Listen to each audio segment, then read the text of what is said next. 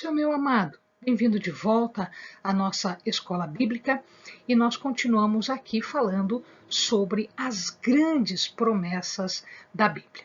Então, pega a sua Bíblia, pega o seu caderno de estudos, ora o Senhor, pede a Ele discernimento, entendimento, conhecimento, sabedoria, pede a Ele proteção para que nós possamos desvendar dos seus mistérios. Muito bem. Hoje nós vamos estudar o livro de Gênesis em relação às promessas. E nós vamos encontrar no livro de Gênesis 7 personagens que estão ali mencionados e que vão receber as promessas de Deus. Então, no vídeo de hoje, nós vamos falar sobre Adão, sobre Caim, sobre Noé e sobre Abrão ou Abraão. E no próximo vídeo, nós fechamos o Gênesis com Agar, Isaac e Jacó. Então, vamos lá. Muito bem, vamos falar do primeiro homem. O homem que foi criado à imagem e semelhança de Deus do pó da terra. Este Adão, ele está numa fase que os estudiosos chamam de dispensação da inocência. Por que dispensação da inocência? Porque ele não havia pecado ainda, ele não havia ainda feito uso de uma árvore do conhecimento do bem e do mal. E, portanto, ele estava numa fase de inocência, numa dispensação chamada de inocência.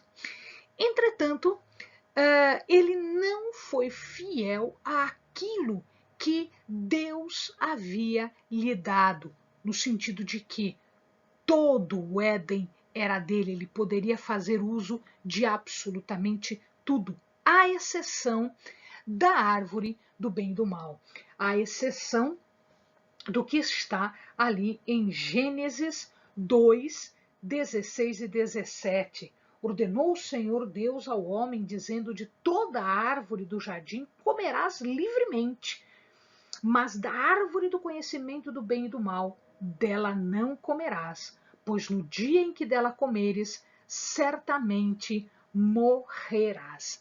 Em verdade, o que está acontecendo aqui é que Deus deu ao homem absolutamente a maioria das coisas, absolutamente, não a totalidade, mas a grande parcela daquilo que existia no Éden. Ele não permitiu apenas uma única árvore. E aí, como o homem não ouviu as palavras de Deus, ele perde esta promessa da vida. Tá? Ele perdeu a promessa da vida. Então, esta promessa de vida, com a condição de obediência de não usar esta árvore. E aí, o que acontece é que ele trouxe maldição. Então, existe aí uma série de personagens, a serpente, Eva, ele, a terra, todos eles acabam sofrendo as consequências da desobediência, que foi o primeiro pecado. O pecado que ocorreu, o pecado da desobediência, que era uma condição para todas as bênçãos que Deus estava dando, inclusive a vida, a bênção da vida. E aí, em Gênesis 3:15, ocorre uma das passagens que nós queremos mencionar para o amado, que é uma promessa. Então, no meio desta maldição toda, no meio deste mal todo que aconteceu por conta do pecado, Deus coloca uma promessa. Olha só que interessante, 3:15. E porém, ele está falando para Eva agora, ele está falando com a Eva. E porém inimizade entre ti e a mulher, porque ele está falando do que aconteceu com Eva em relação à serpente, tá? E entre tua descendência e o seu descendente. Veja, ele não está falando dos seus descendentes. Ele está falando do seu descendente. Isso é singular. É uma pessoa apenas. Então, não são todos os homens. Ele está falando de um único homem. Ele está falando de uma única descendência. Então, veja lá. E entre a tua descendência e o seu descendente. Este te ferirá a cabeça. Portanto, é um só. É uma única pessoa que vai ferir a cabeça. Ferir a cabeça de quem? Da serpente. E tu, ele está falando para a serpente e para Eva. Entre as duas agora. E tu, agora ele está falando para a serpente, lhe ferirás o calcanhar. Então, o que ele está dizendo aqui? Veja, quando Eva deu ouvidos e se deixou convencer pela serpente, tomando do fruto da árvore proibida, ela pecou e houve uma ruptura. Ao dar o fruto para o seu esposo, para Adão, e este comeu, ele não foi enganado pela serpente, ele desobedeceu, porque a serpente e a Eva estavam conversando. Ele é que comeu. Então, ele desobedeceu, ele não foi convencido, ele desobedeceu. Né? O que acontece aqui é que fruto da mulher, veja que o homem não está envolvido nisso. Houve então uma distinção, houve então uma separação. O pecado separou. Só que ele está dizendo o seguinte, que ele vai pisar a cabeça. Pisar a cabeça é dominar, pisar a cabeça é matar. Deus está mencionando aqui, prometendo aqui, o plano da salvação que já estava pensado, já estava prontinho, e ele já está pensando na descendência da mulher. A descendência da mulher é Jesus. A descendência da mulher é Jesus, porque Maria era virgem. Então, o que acontece aqui é que já existe um plano da salvação e ele já está fazendo a promessa em 3,15. Isto vai se cumprir no Novo Testamento, muitos anos depois. Então, isso tudo já estava pronto, já estava preparado. Esta é a promessa. A promessa de que existe um plano de salvação e que existe a sua descendência, o seu descendência. Veja lá, ele diz assim, entre a tua descendência, ele está falando da descendência da cobra, da serpente, e o seu descendente, ele está falando de Eva, o seu descendente, o descendente único, um. Quem é este que vai pisar a cabeça da serpente? Jesus. Então, já está aqui o plano da salvação e a promessa de um Jesus Salvador. Amém? Aqui já está a promessa da salvação. Nós estaremos livres do pecado. E, portanto, aquilo que estava proibido para nós, porque veja, a partir do momento em que eles tomam da árvore do conhecimento do bem e do mal, Deus os expulsa do jardim do Éden para que eles não tomem da árvore da vida. Ora, quem é que restabelece isso? Jesus restabelece. E, portanto, ele faz a reaproximação do homem com Deus através do seu filho Jesus, descendente, o seu descendente de Eva, da mulher. Tá? E, portanto, nós temos aqui a restauração de tudo e acesso agora à árvore da vida. Nós temos acesso à vida eterna. Muito bem, muitas pessoas não mencionam isso, mas existe uma outra promessa aqui em Caim. Em Caim existe uma promessa, está em 4:7. Veja lá, veja se você entende o condicionamento que Deus coloca aqui para esta promessa. Se procederes bem, não serás aceito. O que aconteceu? Abel e Caim trouxeram presentes para Deus. Deus atentou para os presentes de Abel, mas não olhou para os presentes de Caim. Por que Deus não olhou? Aqui está a chave para entendermos por que Deus não olhou aos presentes que Caim trouxe, às ofertas que Caim trouxe. Se procederes bem, não serás aceito, significa dizer que Caim não procedia bem. Ele não andava corretamente como Abel andava corretamente.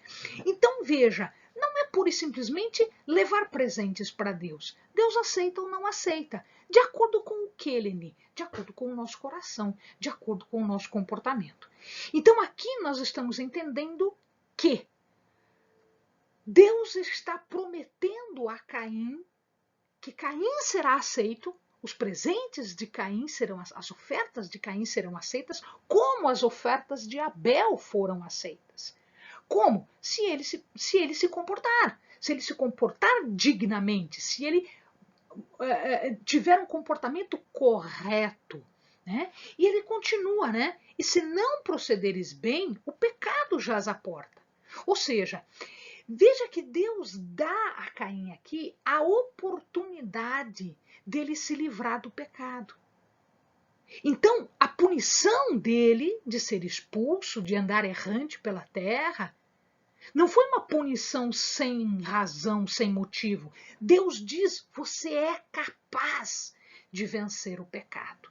Se você vencer o pecado, você será aceito, você terá comunhão, você ficará junto. O que acontece é que Caim não fez isso. Caim não observou isso, ele se deixou levar, ele foi vencido pelo pecado. Em vez dele vencer o pecado, ele foi vencido pelo pecado. E quando ele foi vencido pelo pecado, ele acabou sendo amaldiçoado e expulso da face, da presença de Deus. Caim agora se torna o cabeça, né, o primeiro de um mundo caído, de um mundo de pecado, de uma sociedade ímpia, corrupta e pecaminosa. Foi dado a chance? Sim. A promessa estava ali. Ele só tinha que aceitar. Mas ele não aceitou. Por quê? Porque ele não quis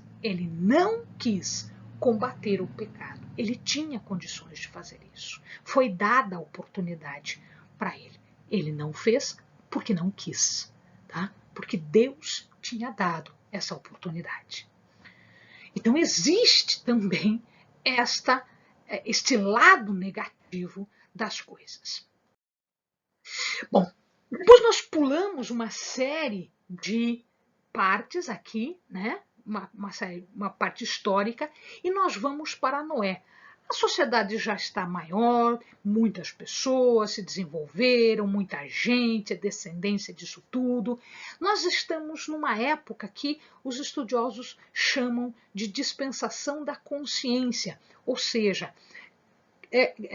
cada qual andava do jeito que achava melhor, fazendo como achava melhor e não dando a menor importância, a menor consideração para com Deus. Tanto isto é que a palavra diz que havia iniquidade na terra, que havia pecado do povo. O povo tinha uma tendência de um comportamento violento, de um comportamento de concupiscência carnal. Essa concupiscência carnal, essa violência, fazia com que o povo fosse mal, se comportasse mal. E Deus se arrependeu de ter criado o homem. Tamanha era a maldade. E ele então, agora, apesar de todas as chances dadas, Deus agora passa para um juízo. Deus agora vai julgar. Porque veja lá, Deus dá chance, avisa, ou seja, existe todo um mecanismo para que a pessoa se emende, para que a sociedade se emende, para que os homens se emendem.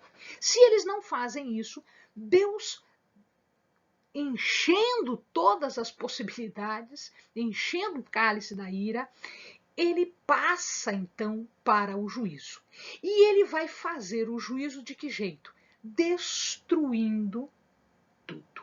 Ele destrói, inclusive, a natureza. E ele faz isso através do dilúvio. Mas todo mundo morre? Não, nem todo mundo morre. Uma pessoa de nome Noé é o escolhido por Deus, no sentido de que Deus fala com ele dizendo: faça uma arca desse jeito, com essas medidas, com essas características, pegue todos os animais que eu te indicar, leve lá para dentro, etc, etc, tua família se fecha e fica lá. Gente, nunca tinha chovido na terra. Ele não sabia o que era chuva, ninguém sabia o que era chuva. E aí começa a chover, enche-se de água e as pessoas morrem.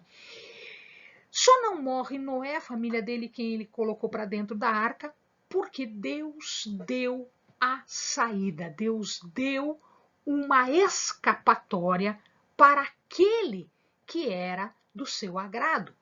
No sentido, era alguém que tinha um comportamento diferente daquela sociedade concupiscente, daquela sociedade violenta, corrupta, iníqua, má e pecadora. O que acontece é que em Gênesis 6:18, Deus faz uma aliança com Noé. Mas contigo estabelecerei a minha aliança, e entrarás na arca, tu e contigo os teus filhos, tuas mulheres, mulheres dos teus filhos. Então existe aqui a arca. A arca era um sinal de salvação, um símbolo de salvação. Então Deus estava fazendo uma promessa, no sentido de fazer uma aliança com Noé, para salvar a vida deles. E assim foi feito. Né?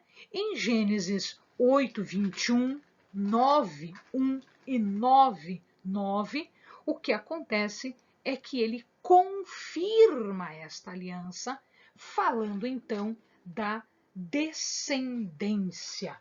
Tá? Então, 8:21, né? Ele diz assim: o Senhor sentiu o cheiro suave e disse em seu coração, porque Noé tinha feito um holocausto para ele: não tornarei mais a amaldiçoar a terra por causa do homem, porque a imaginação do coração do homem é má desde a sua meninice, ou seja, desde sempre, e jamais tornarei a ferir a todos os seres vivos como eu fiz. E ali no 9:1, frutificai, multiplicai-vos e enchei a terra. No 9:9, agora estabeleço a minha aliança convosco e com a vossa descendência depois de vós. E ele coloca logo abaixo um símbolo, para que ele se lembre da aliança que ele fez com Noé, porque ele destruiu toda a humanidade e ele não iria mais fazer isso. Ele colocou um símbolo, que é o símbolo do arco-íris. Depois de uma chuvarada, depois de formação de nuvens, etc., vem o arco-íris, se forma o arco-íris de forma natural, ele se forma ali, e Deus se lembra da aliança que teve com Noé. Tá? Então, aqui nós temos a promessa de descendência, uma promessa de salvação e uma promessa de lembrança da aliança que Deus fez com Noé a favor dos homens. Muito bem, e aí nós temos então um grande personagem que é Abrão, que depois se torna Abraão.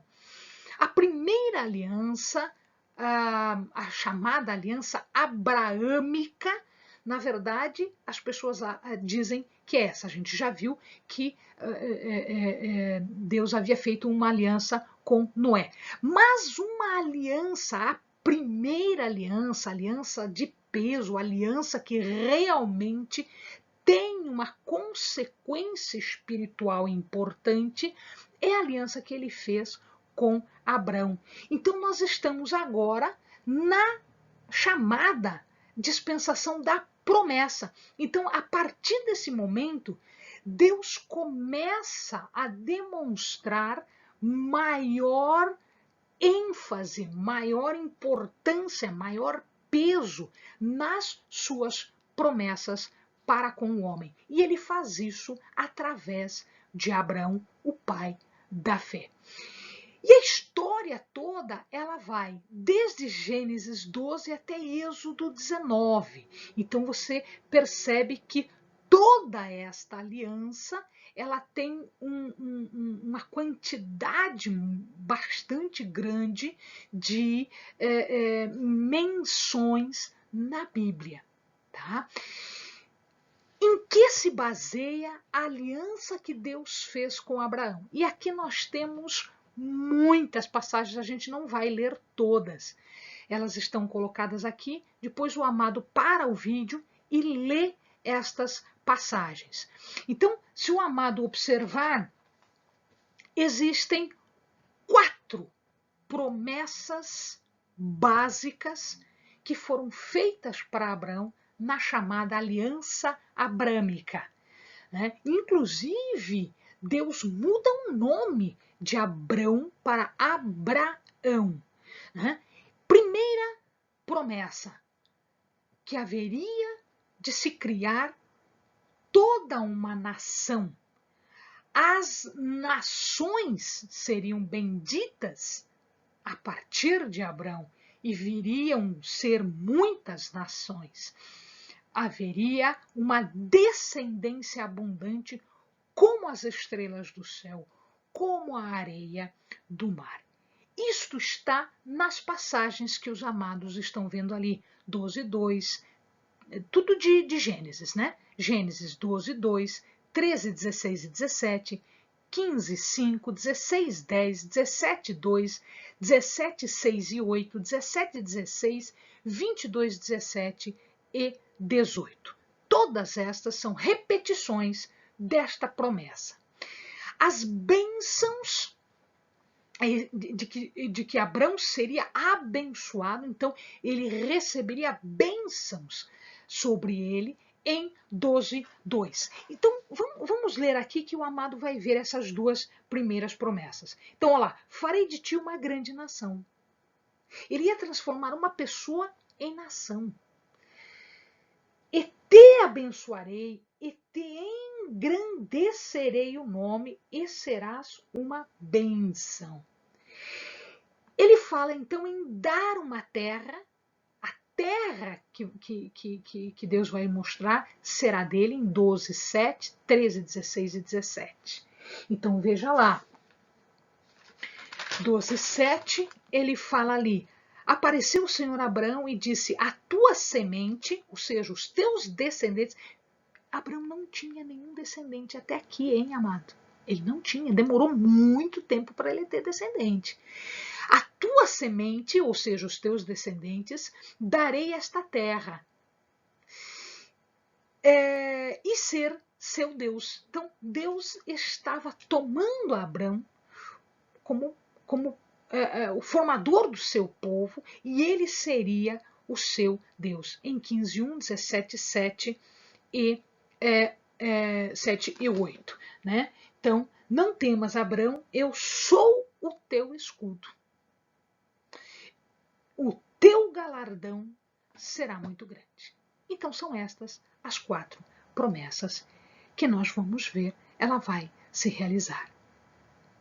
Abrão seria uma nação, como nós somos nação. Abrão seria abençoado, abençoador, como nós. Abrão teria uma terra, como nós. E Abrão seria fiel de Deus, como nós somos de Deus, porque espiritualmente nós somos descendentes de Abraão. Amém, amados? Bons estudos.